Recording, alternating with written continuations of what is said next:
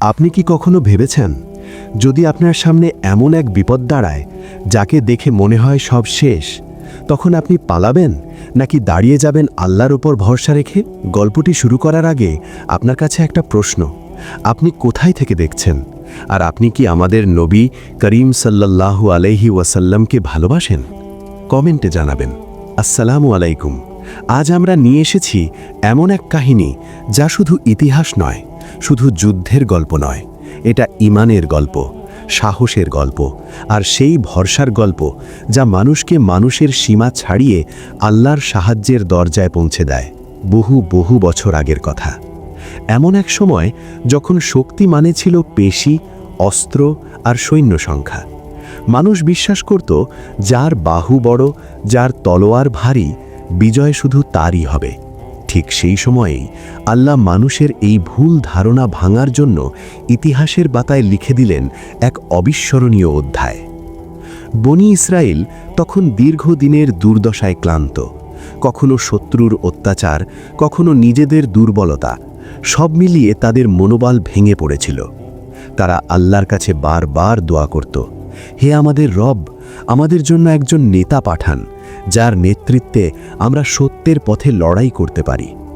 আল্লাহ তাদের সেই দোয়া কবুল করলেন এবং তাদের ওপর দায়িত্ব দিলেন এক সেনাপতি তালুতকে। অনেকেই প্রথমে তালুতকে মেনে নিতে চায়নি। কেউ বলেছিল তার কাছে সম্পদ নেই, কেউ বলেছিল সে আমাদের চেয়ে বড় নয়।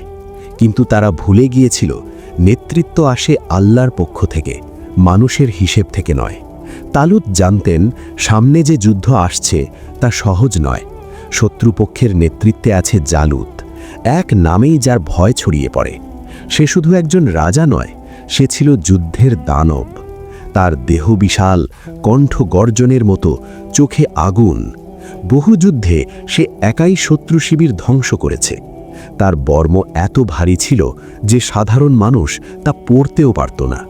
তার অস্ত্রের ঝনঝনানিতে অনেক সৈন্য যুদ্ধের আগেই ভেঙে পড়ত। যখন তালুত সেনাবাহিনী নিয়ে রওনা দিলেন, তখন পথে আল্লাহ তাদের পরীক্ষা নিলেন। তৃষ্ণায় কাতর সৈন্যদের সামনে একটি নদী এলো। বলা হলো, যে ধৈর্য ধরতে পারবে সেই এই যুদ্ধের যোগ্য। অনেকেই সেই পরীক্ষায় ব্যর্থ হলো, তারা ফিরে গেল।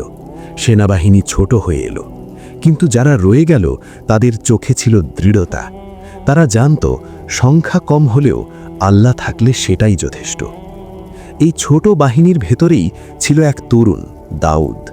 সে তখন কারো কাছে পরিচিত নয়, কোনো রাজ পরিবারের সন্তান নয়, কোনো বিখ্যাত যোদ্ধাও নয়। সে ছিল এক সাধারণ রাখাল। পাহাড়ে মাঠে মেষ চড়ানোই ছিল তার জীবন। কিন্তু সেই নির্জন পাহাড়ে সে শিখেছিল এক অনন্য শিক্ষা, নীরবতায় আল্লাহকে ডাকা, বিপদে আল্লাহর উপর ভরসা করা। বন্য পশুর আক্রমণে সে একা দাঁড়িয়েছে, শুধু আল্লাহর নাম নিয়ে। সেখানেই তার হৃদয়ে জন্মেছিল এক অদ্ভুত সাহস। যুদ্ধের ময়দানে যখন দুই বাহিনী মুখোমুখি হলো, তখন বাতাস ভারী হয়ে উঠল। ধুলো উড়ছে, আকাশে সূর্য জ্বলছে, আর মানুষের বুকের ভেতর চলছে তীব্র দ্বন্দ্ব। জালুত তার বাহিনী নিয়ে সামনে এলো। সে উচ্চস্বরে চিৎকার করে নিজের শক্তি জাহির করল। তার কণ্ঠে ছিল উপহাস, তার কথায় ছিল তাচ্ছিল্য। সে বনি ইসরায়েলকে তুচ্ছ করে বলল, তোমাদের কেউ কি আছে যে আমার সামনে দাঁড়াতে পারে? এই চ্যালেঞ্জে অনেকের মাথা নিচু হয়ে গেল। কেউ চোখ ফিরিয়ে নিল, কেউ তলোয়ার আঁকড়ে ধরেও এগোতে পারল না। মানুষের স্বভাব, যা চোখে বড় দেখায় তাকেই সবচেয়ে শক্তিশালী মনে হয়। ঠিক সেই সময়ে দাউদ এই দৃশ্য দেখছিল। সে দেখছিল মানুষের ভয়, দেখছিল অহংকারের গর্জন। তার হৃদয়ে এক অদ্ভুত প্রশান্তি নেমে এলো। সে বুঝল, এটা সেই মুহূর্ত যখন আল্লাহ মানুষের শক্তির হিসেব ভেঙে দেবেন। দাউদ ধীরে ধীরে সামনে এগিয়ে গেল। তার চলনে কোনো তাড়াহুড়ো ছিল না, ছিল না উন্মাদনা। কেউ তাকে থামাতে চাইল, কেউ বলল, তুমি তো তরুণ, এ যুদ্ধ তোমার জন্য নয়। কেউ আবার হেসে উঠল, কিন্তু দাউদের কান এসব কথায় গেল না। সে জানত, যদি আল্লাহ ডাক দেন তখন মানুষের কথার মূল্য থাকে না। তালুত যখন দাউদের দিকে তাকালেন, তিনি তার চোখে ভিন্ন কিছু দেখলেন। সেই চোখে ভয় ছিল না, ছিল দৃঢ় বিশ্বাস। দাউদ বলল, আমি জালুতের সামনে দাঁড়াতে চাই। তালুত প্রথমে বিস্মিত হলেন, কিন্তু তারপর বুঝলেন এই তরুণের ভরসা অস্ত্রে নয়, তার রবের ওপর। দাউদকে যুদ্ধের জন্য প্রস্তুত করা হলো, ভারী বর্ম পরানো হলো, কিন্তু সে তাতে হাঁটতেই পারল না। সে বর্ম খুলে ফেলল। সে বলল, আমি এতে স্বচ্ছন্দ নই। সে নিল শুধু একটি গুলতি আর কয়েকটি সাধারণ পাথর। বাহ্যিকভাবে এটা হাস্যকর ছিল, কিন্তু আল্লাহর পরিকল্পনায় এই সামান্য জিনিসই ছিল ইতিহাস বদলানোর উপায়। ময়দানের এক পাশে দাঁড়িয়ে জালুত যখন এই দৃশ্য দেখল, সে অট্টহাস হাসল। সে ভাবল, এ কি অপমান! একটা তরুণ হাতে পাথর নিয়ে আমার সামনে।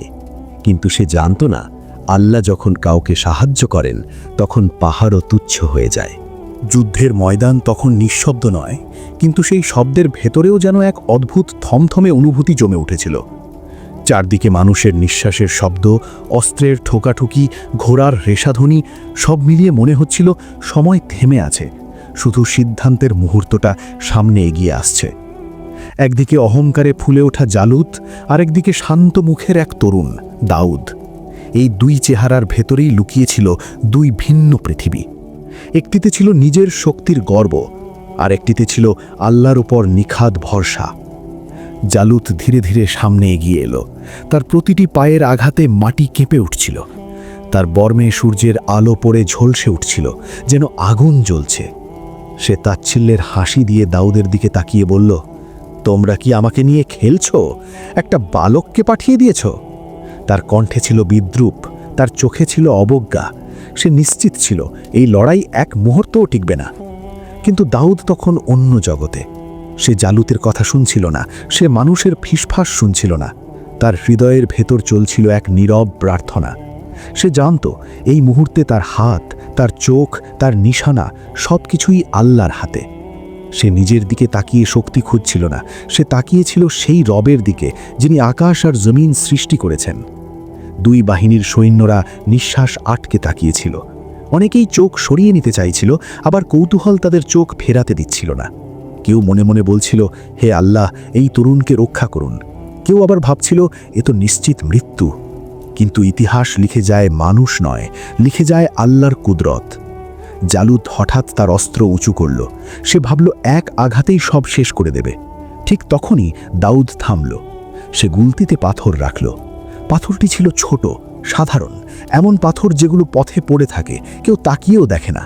কিন্তু এই পাথরের ভেতরেই আল্লাহ লুকিয়ে রেখেছিলেন বিজয়ের রহস্য। দাউদের চোখ তখন স্থির, তার হাত কাঁপছিল না। সে যেন বহু আগেই এই মুহূর্তের জন্য প্রস্তুত ছিল। পাহাড়ে একা থাকাকালীন সে কতবারই তো বিপদের মুখোমুখি হয়েছে, বন্য পশুর আক্রমণ, গভীর অন্ধকার, নিঃসঙ্গতা। তখনও সে শিখেছিল, ভয় এলে আল্লাহর নাম নাও। আজও সে সেটাই করল। এক মুহূর্ত, তারপর আর এক মুহূর্ত। পুরো ময়দান যেন নিঃশব্দ হয়ে গেল। দাউদ গুলতি ঘোলালো। বাতাসে এক শো শো শব্দ উঠল, আর ঠিক তখনই পাথরটি ছুটে গেল সরাসরি জালুতের দিকে। কেউ বুঝে ওঠার আগেই সেই পাথর গিয়ে আঘাত করল তার কপালে। যেখানে অহংকার জমেছিল সেখানেই আঘাত। এক অদ্ভুত দৃশ্য। জালুত থমকে গেল, তার চোখ বিস্ফারিত হয়ে উঠল। সে এক পা পিছিয়ে গেল, তারপর আরেক পা। বিশাল দেহটা দুলে উঠল। সৈন্যরা চিৎকার করে উঠল, কেউ বিশ্বাস করতে পারছিল না। তারপর সেই পাহাড় সমদেহটা মাটিতে লুটিয়ে পড়ল। ধুলো উড়ে গেল চারদিকে। যে নাম শুনে মানুষ কাঁপত, সে নাম নিস্তব্ধ হয়ে গেল। এক মুহূর্তের জন্য সবাই স্তব্ধ, যেন কেউ বুঝতেই পারছে না এটা স্বপ্ন না বাস্তব। তারপর হঠাৎ বনি ইসরায়েলের শিবিরে এক চিৎকার উঠল। সেই চিৎকার ভয়ের নয়, বিজয়ের। মানুষ দৌড়ে এগিয়ে এলো। যাদের চোখে কিছুক্ষণ আগেও হতাশা ছিল, তাদের চোখে এখন আগুন, কিন্তু সেই আগুন সাহসের।